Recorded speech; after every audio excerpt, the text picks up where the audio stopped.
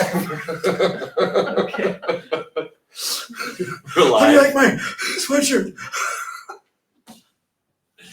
Okay, you might have to edit that. All right. Hey, welcome to Muni Misfits. My name is Chris Larson, head golf professional at Osgood. I got Matt Cook and Greg McCullough, head golf professionals at Rose Creek and Edgewood. Together, we're the Misfits. We have an awesome show for you guys today. Awesome. Yeah. So we had a little bit of weather roll through this last week, or last couple of days. Did you guys get your men's days, ladies' days? Did everything go off without a hitch? We didn't last night.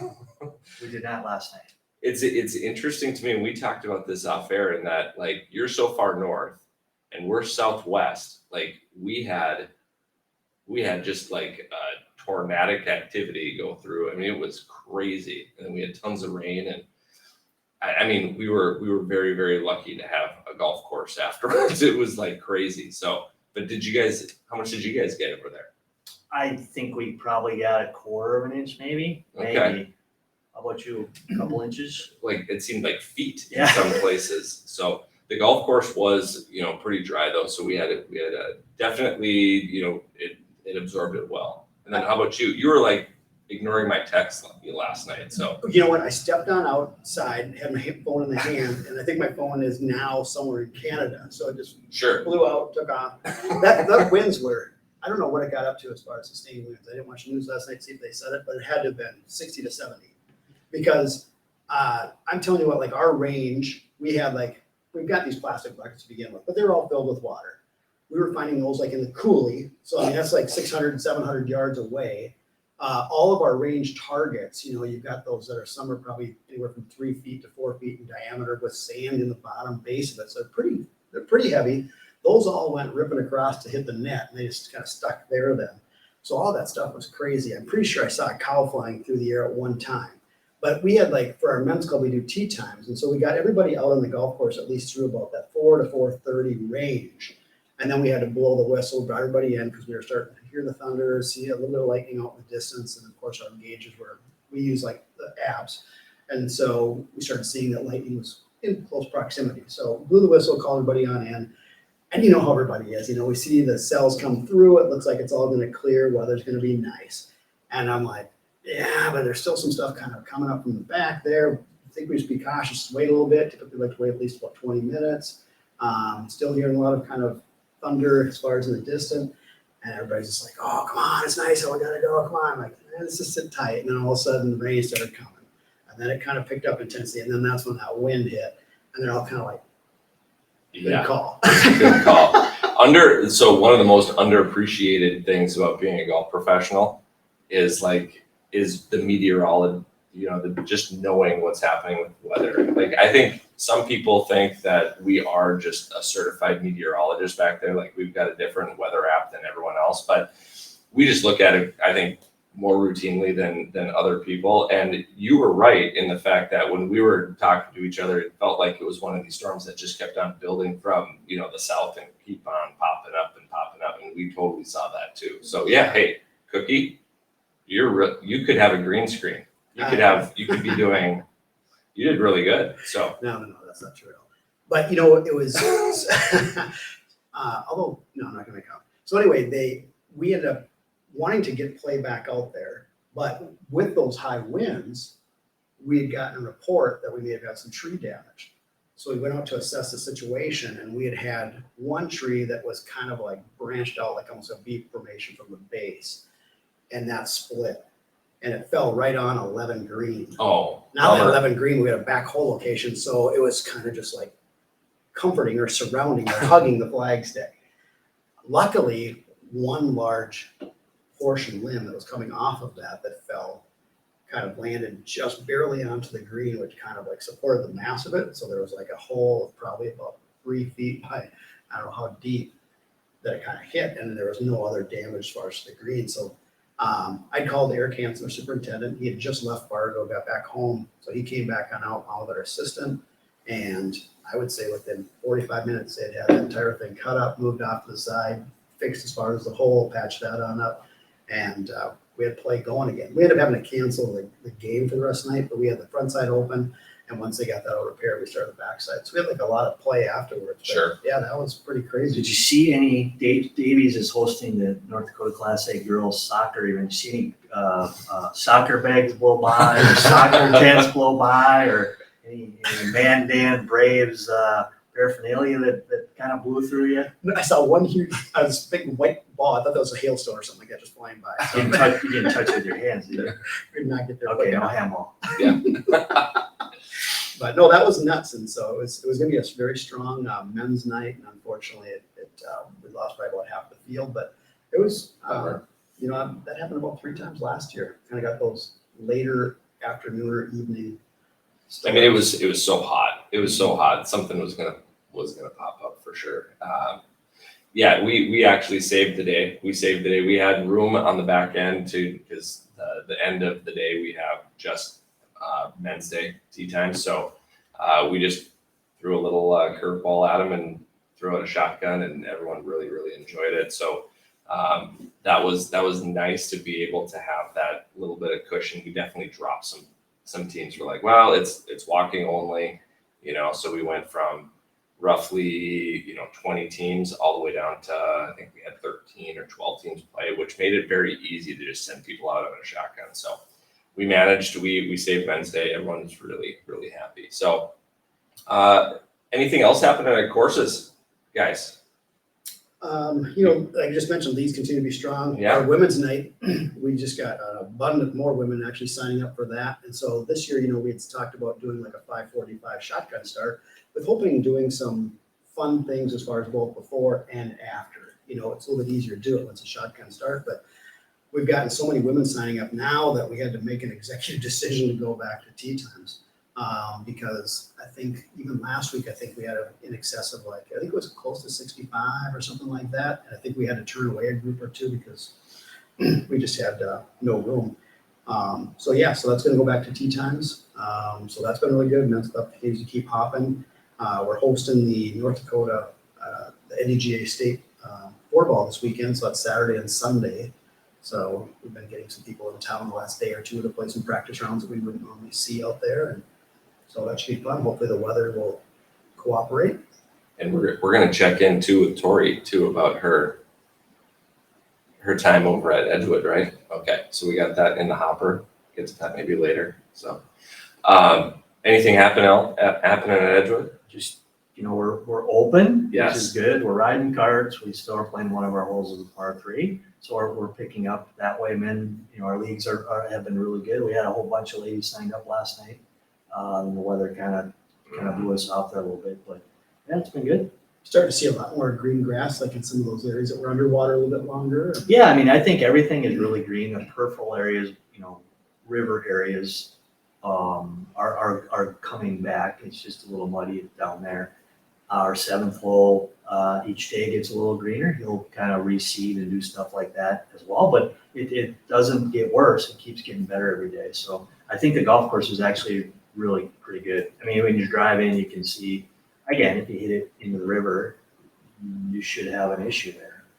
But other than that, the golf course is very nice. When we were out on the patio with the party for your 60th, everyone was kind of looking at, golf courses look amazing at sunset, right? But I am floored at how, it wasn't that long. It truly wasn't that long ago. It was underwater, and you look at it from that patio and you're like, whoa, they did a fantastic job getting that golf course each and every year that, we do battle the flooding. It's amazing how well they can get that golf course back in the condition that it's in. So again, kudos to superintendents. Thank you for doing your job. So, all right. So, we talk about the schedule before we get on air, and then I forget every time what we're going to talk about. So we had golf courses. We had what's happening today. What else do you got? What You want to check in with Tori first? do we want to see over? I'm on pins and needles right now. I want to see how the progress has been. Did you get a glove? I did get a glove, Okay. and that helped. All right. My one blister is still oozing, so it wasn't that bad. Oh, But currently oozing? well, or- not ooze, but my new glove has blood on it from my That's whole, some street cred whole right there. blister. So you want a quick tip on blisters and how to make them heal faster? Yeah, or clearly I need. Two things, vitamin E. Okay. Yep, you can open up a vitamin E, or here's the secret one. Vitamin E. A potato. Potato. Yep, if you can get whatever infected area and inside a potato for probably 20 minutes or so, it's amazing. So like I band-aid a potato on my finger Well, you could, or just hold it. Yeah. I'm a big potato fan. So. see, so that's. That's Is this that's some some bowling bowling? knowledge. Okay, there it is. I mean, Yeah. fingers vitally important in both golf and bowling. Yeah. So, Maybe we've done a few things with our fingers. right.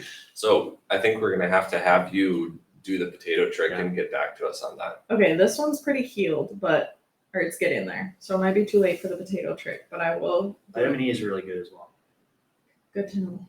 Is that vitamin E? Is that it? Just where do you get vitamin E? What? Any CVS pharmacy, just they come in little capsules. Just pin the capsule and there's liquid in the inside. Okay. Just put it on. It'll take about a day and it'll be really good. Is that what you do, Matt? I did not know that. I learn something every day from Dr. Spud. That's right. That's perfect. Okay. All right, so we have an oozing finger. So yeah, so things have been good. I told Greg I've been making up. I don't like to go by myself, so I'll just go in the practice area. So I've been making up some games for myself. Okay. So my game right now, this one I actually can't take credit for. Lisa told it to us when we did those beginner lessons, and it honestly sucks, and it took me like a really long time. But when you're putting, you have to two putt every single hole. Like you start like 30 feet away, you have to two putt every hole, and if you don't, you have to start over. Yes. And it takes a really long time. It's really frustrating, but it's good because it puts a little pressure on you, you know? Is that because you keep knocking it in one? No, Yeah. I really wish. 9 putts again. I can't do this right. I really wish. The other one I've been doing is I'll play 9 holes on the practice area. And so I'll start with chipping. So I'll chip up onto the green. If I chip in, it's an eagle. I count it as an eagle and I like Okay. keep my own score. If I chip in 1 putt, that's par. 2 putts is a bogey. On and on and on. So I play Jeez. 9 holes. No. That's like fantastic. It's practice. fun. And what'd you shoot? I'm not ready to talk about Okay. it.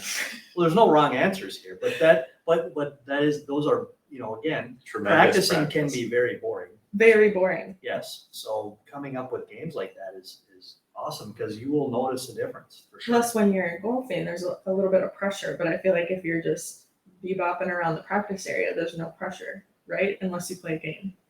Yeah, and the stuff that you're doing, like that's really, really good practice. The fact that you're trying to get up and down, chip on and make the putt, that's really, really good. And then the 2-putt thing I think is fantastic too.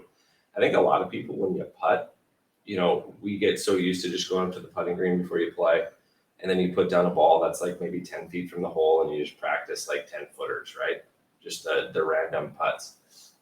The problem with that is like when we go out on the putting green or when you go play, how many of those do we make? You don't really make a whole lot of like 12, 10, 15 footers, right? And the likelihood of you 2-putting those is probably pretty good. So the effective practice there is not great. You want to practice 3-footers and 30-footers, right? At least that's what I think. I don't know what you guys do, but I want to be able to 2-putt anything outside of that, makeable range of like 6-7 feet. And then I want to be able to make every single putt within 3 feet. So statistically, that's where I'm putting my practice. Little shout out to Scott Fawcett. We went to see Oh him. yeah. What was his, every 2 inches from 3 feet to 8 feet is, every inch is 2%. Oh, that's That's a lot. that's So when incredible. you go back a foot, you lose 24%. So that's a lot. So getting it closer, I mean, his gig is you got to get it closer if you can, right? I mean, this, back in the day, Dave Pell says 3 feet. Yeah, that's not right. You got to get it closer than that. Oh, for your meaning for like Anytime, right? I mean, anytime. he would, he would always say at 30 feet or more, you're just trying to get it within this 3-foot circle. I mean, I see high school coaches do it all the time. right? Or even sometimes college coaches get it within a 3-foot circle. Well, you know what? That's great at some level, but you got to make that a foot. You can't make it 3 feet because that percentage goes way down. You know, you think from 3 feet it wouldn't matter, but it matters a bunch. So when you're Absolutely. practicing like Tori is, I love the, you know, you got to shoot a score. You know, add it to your deal, and whatever that score is, it could be 50, it could be 30, it could be whatever, but you got to shoot a score. And then all of a sudden it becomes easier for you to take that on the practice facility out to the golf course. We see this all the time. You know, people say, well, I practice, I seem to be okay. I can't take it to the golf course. Well, there's no backlash practicing. Right. I mean, you know, but put yourself in like Tori, I got to start over. I mean, that's pressure. Yeah, it sucks, especially when you're over it. And I don't have the personality where I'll quit. I was out there for a long time, and I got to the point where I was like, I'm gonna be out here all night long. But you just got way better, for sure. Yeah, I hope so. Yeah, you did. No, there's no doubt about Plus, it. it's free. I try to tell my friends this. Yeah. Like, you can go out to those Yes. practice areas for free. Yep. And I don't even bring my whole bag. Sometimes I just bring my putter out there. Yeah. Because then I can't go. I mean, obviously, I want to go like just nail with my driver for an hour. Like, that's way more fun. So if I don't bring it, I don't even have a choice. You're on the road to success. Thank you. You Thank are. And that would be that's a nice plug too for all of the practice facilities that we have at our golf courses. Yeah. And if you come out like towards the evening, you caught me at your place I too, did. by the way. If you come out towards the evenings, I mean that's a nice little, you know, evening activity is just come out to the putting and the chipping area and just like have a putt. It's so relaxing. So Yeah. Good for you on practicing. Yeah, I'm thank so like It's because I'm too scared Impressed. to actually play. no. But we did play last night, so we showed up Okay. for ladies' Yeah. night. Got rained out, so we went and had some food, and then it was beautiful I out. did. It rained for like an hour, and then it was beautiful. So we went in, and they sent us out, and it was cute. It was interesting. So do you have a full team? It was just 3 of us. Kelly, one of the gals on our team, lives way in South Fargo, and so when we called her, and she's like, "I'm not going to drive all the way down there," Sure. because we didn't even know if we were going to get a play. So it was just Kylie, Cassie, and I. Okay, so what was the game last night? You guys I don't know what The lead game was going to be Beauty and the Beast, which is the low ball and okay? the high ball of the group. That's fantastic. Which, That's a great which game. In Tori's team's case, that would have been good. it was something. I will say, like, the universe works in mysterious ways because we were very nervous, and then we ended up having the course to like ourselves, which never happens on a Fargo public golf course. No one behind us, no one in front of us. So it was very nice for us since we were nervous, and it was beautiful. I parred hole 5, See? but other than that, it was really bad. Yeah, but I mean, the goal is to shoot par. And people have, you know, what is par? What is it? It's a score an expert should make on a hole. So you, for one hole, you are an expert. Yeah, because You gotta that's give yourself credit for that. I mean, we have to take these in small, right? So you have 1, right? So next time maybe you have 2 or something like that. So people think they should make par.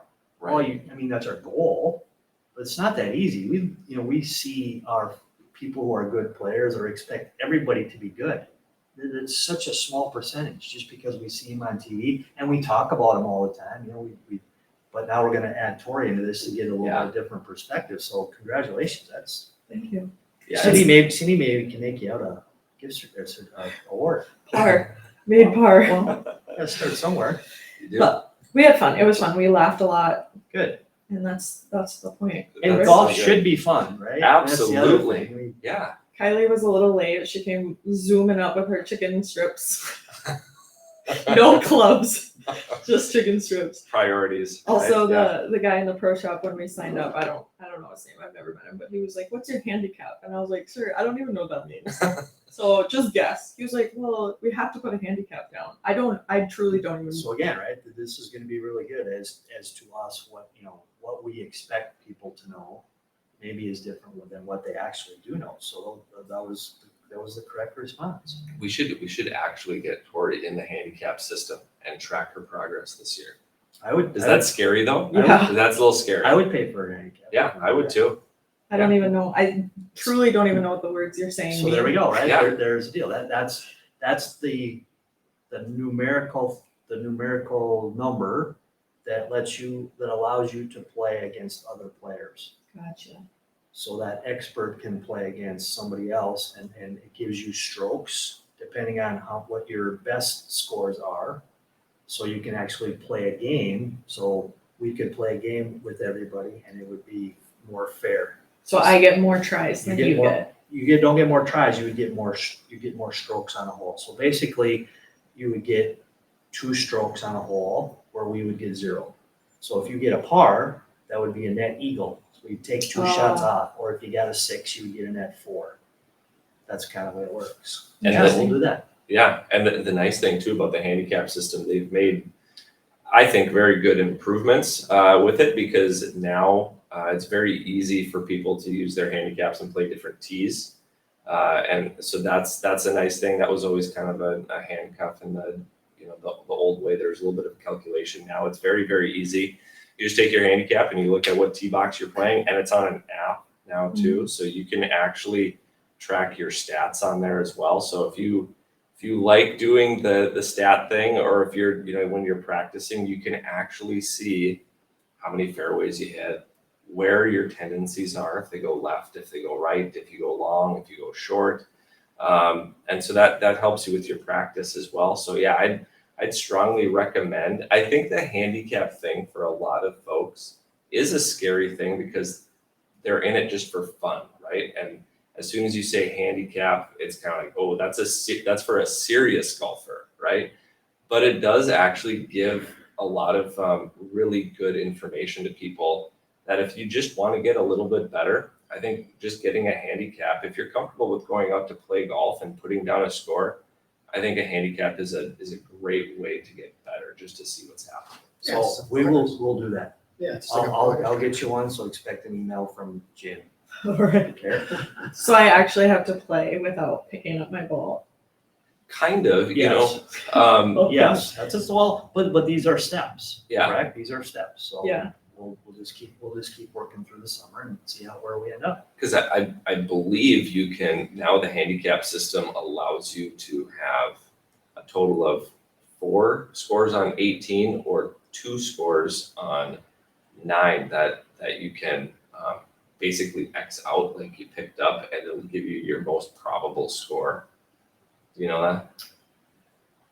Are you supposed to put those in your most probable score, or does it? So you'd do it probably- for you? Yeah, the computer does it for you, Got because it. the most you can get, Yep. like for a max, would be a net double bogey. Correct. So like for somebody, it would probably just put you down for a net double at that point, unless you have an established handicap, and then it may assume, like if you're a scratch player, you get par for those holes that you didn't finish. Or you could, if you had a bad hole, just a bad, like, hey, I am out of it, a net double is the highest that you can take. Correct. So I think what I always pick on my ball because I'm scared for the people behind me. So it's a safety thing. we, Well, no. it's a speed thing, right? I mean, I just don't ever want to. I'm just almost overly considerate of the people around me. You're totally 1,000%. Midwest nice, yes. Yes. If everybody was like that, we would play in less time. We would. Kudos.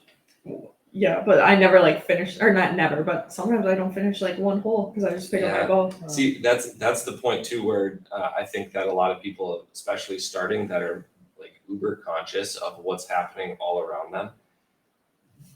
Just seeing someone behind them, Yeah. tenses them up, and then it's like, I'm done. So you do have to still just play the game, and you're out there for yourself. But the fact that you are very, very conscious of other people, I wholeheartedly agree with you. If we did that, And that's okay. I mean, we need to get, Yeah. we need to, again, we have a lot of new people coming into the game, which is great, and it can be super scary and all that stuff. But you can certainly go, you don't have to finish a hole, you'd like to, but if you think you're playing too slow, you can pick it up and take it on the green and do your 1 putt to 2 putts and then go to the next hole. There's no, that's a great way to start. But then you can't track that for your handicap, right? we'll figure out. Yeah, Well, again, this is a good journey, right? Because we're going through the process of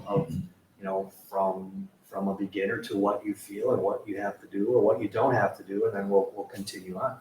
yeah, and to establish a handicap, it's what, three 18 holes or 6 9-hole scores. Right? Correct. So if we get 3 18-hole scores this year, we can get an established handicap for it. I've never in my life played 18 holes. That makes me nauseous. Okay, this also Yes. will be a great. That makes me nauseous thinking about it. Well, I'm excited. What else? Hey, kudos to you. Great work. I'm excited to document this experience, this journey. Thank you. So, yeah. We'll have to do a round marketing versus the pros, except for you guys all have some sort of like handicap that you have to do. Good word. You can only swing with 1 foot or something like that. All right. Well, more on that. What else do you got on your show notes there? We're not gonna have like foot removed, are we? We're just playing off of 1 foot. I don't know. What do we have in the budget? Do we have foot removal in the budget? You know, Tori, I think as you continue down this progress, one thing maybe you'll achieve down the road is that ultimate goal of making a hole-in-one. All right, and we talked about this a few weeks ago, asking like, how many hole-in-ones have you guys had? And we mentioned that there's 2 or 3 already early in the season, and One of us has none, right? I One of us didn't- has none? I didn't want to go down that road again and Yeah. ask. Like, You have one. I do, Okay. and you have. I have at least one. Yeah. We So, can end the Who conversation.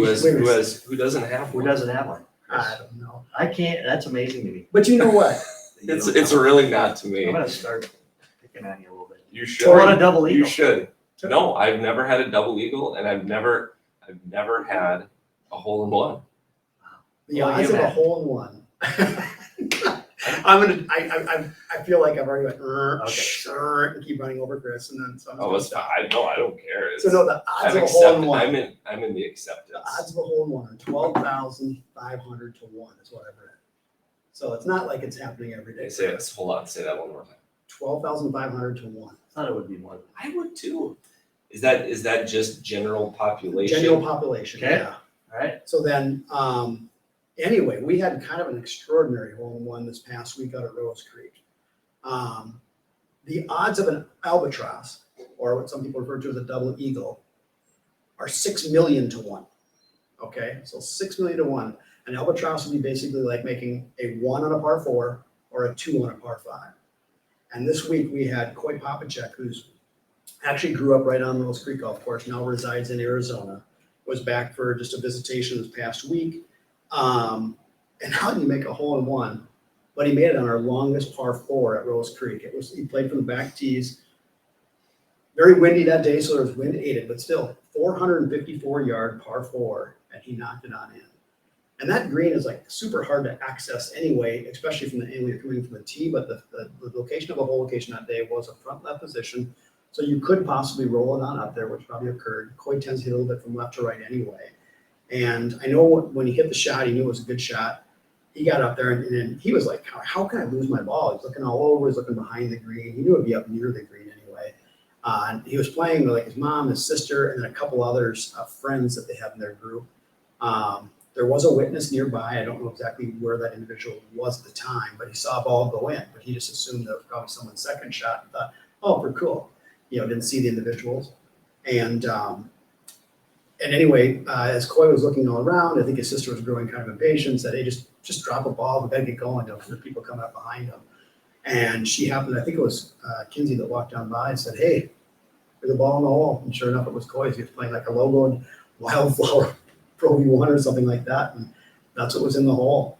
So that was, really kind of crazy. And I think Coy had another hole-in-one. I think he had 2 other hole-in-ones, and I think they were both out at Rose Creek. I don't remember which ones they were, but I was thinking of this, and it's not something that you hear too often as far as an albatross, because we just mentioned the odds. But I was talking. Steve Murdoch was out at the course yesterday, and Steve used to be a golf professional for a number of years. Grew up in Fargo's north side of Fargo, was at Edgewood for a number of years as an assistant, and Steve just recently got his first hole-in-one. So he's 55 years old, a very, very good player in his time, and still continues to be a very, very good player.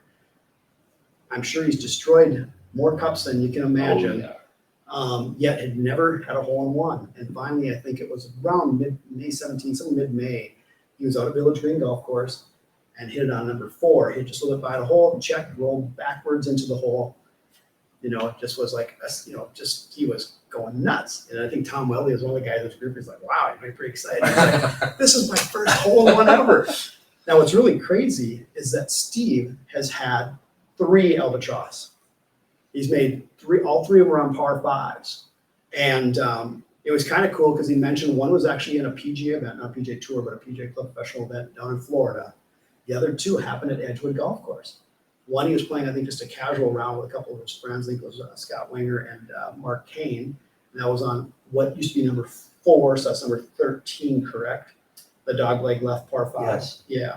So that one, I think he had ripped like driver, like 9-iron in or something like that. And then the second one was back like in the 80s when they had the Warren Roberts tournament.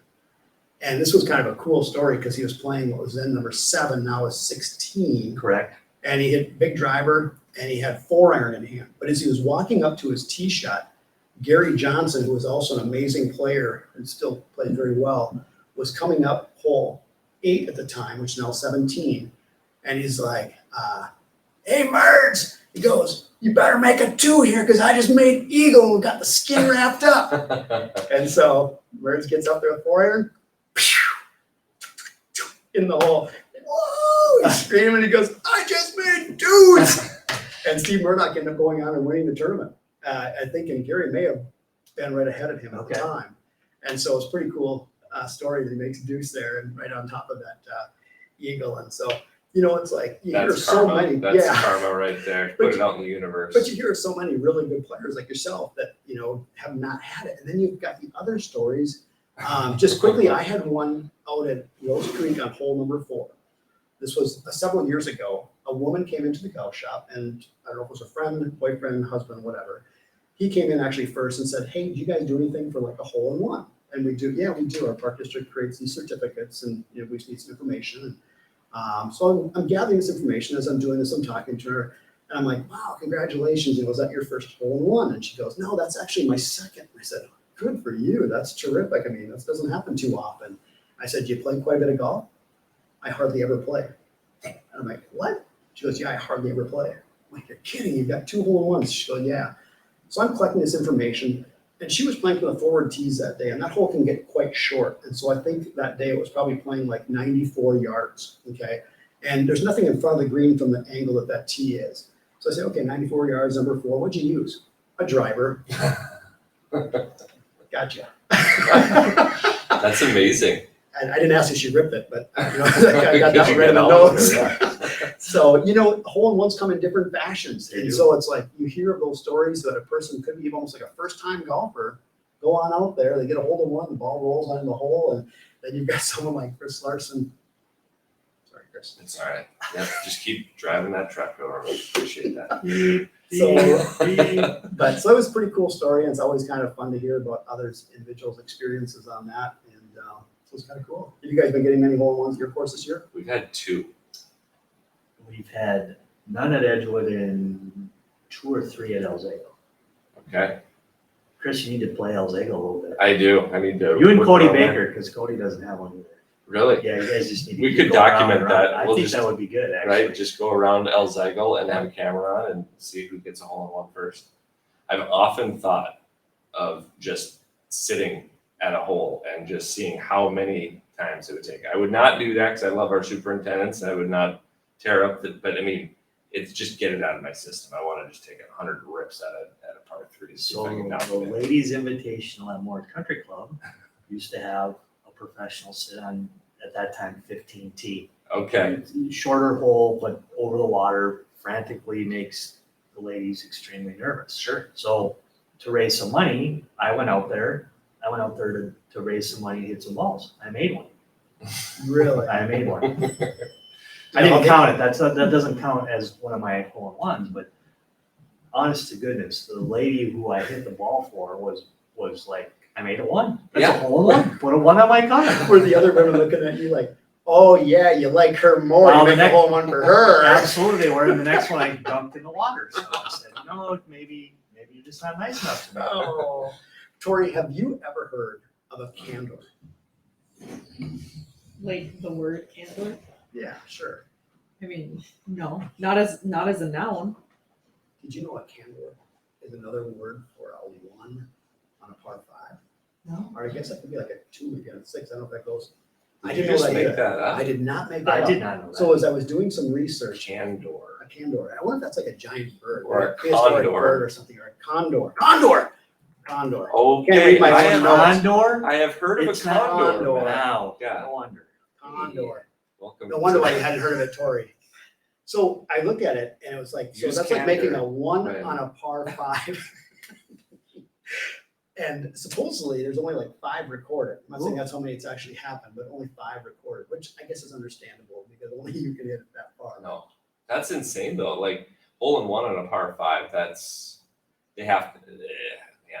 There was one I saw that was recorded. I don't know if this was the longest one. I didn't research it that in detail. Obviously, I can't even say the word. So, but it was like one was like 475. Yeah. A couple of them I think were a little shorter. And I guess depending on how the layout is, maybe you could get some of your dog legs that maybe it's not as long Right. or something. Maybe you can rip it over. 154 yards. Yeah. I On mean, that he's back tee. he's definitely approaching condor I stats. Yeah. aim at that right Or bunker. candor. I aim at that right bunker on this corner and I can't get it. Yeah, I'm Wow, that's Incredible. awesome. Yeah. so anyway, It was hole 2. hole number 2. Is that the one with water on both sides? No, that's 3. It's 3. 3 is nasty. So, all right. Well, hey, kudos to Koi. That's insane. So it's like a baby condor. I know my brother-in-law, who's the superintendent at Village Green, he had a hole-in-one on a par 4, which was the old number 5 at Holly Golf Course. The hole's not very long. That's kind of like we just talked about, like a par 5 was a huge dog leg. This one was like a really like 90-degree angle left turn, and you could kind of fly it over these trees. So as the crow flies, it was probably no more than, I don't know, it was like 240. It wasn't terribly long. I mean, a lot of guys can just knock it or would knock it over the green. Some people would probably, if you had a little wind or maybe would even be wind today, would probably rip a 3-wood on or something like that. But I think and I believe he did that actually in a 4-man scramble, I think. So, but that hole's no longer Couldn't playable. use his drive though today. Yeah, he was already out. All right. Okay. Now, what else we highlighting? Anything else? You have some high school stuff. Yeah, it's like tournament season for all the high schools. I mean, I've been kind of following along as far as on the Minnesota website, checking out like a lot of the section tournaments are being played right now or just being completed. Some will be going on next week. And in North Dakota, we just finished up the Eastern Dakota Conference that was going to be held at Edgewood. And then, of course, we had the flooding issues. And so they ended up moving it out to Oxbow. And they had a really nice day out there. I mean, until the storm came through. But I mean, I think the winds were down. The individuals that got out early, the scores were pretty decent, I thought, for Oxbow. It's not too often you probably get it as calm as it was early on. Hot, but very calm. And Grand Forks Red River, who's kind of been like in the second spot most of the year, edged out West Fargo Cheyenne. Cheyenne, I think, had only lost 3 Eastern Dakota Conference events all year long. They've got a very talented team, as does Red River. But in this one, Red River edged them on out. I think Carson Scarford, I believe, was low individual at 72. Wow. So that was some good playing. And then I think Nate is it Peril? I always forget. But Nate's out of Cheyenne. I think he's going to UND next year. Finished with a 73. And then I know Andrew Wilhelm from Cheyenne also shot 75. I think Andrew will be going to Crookston next year.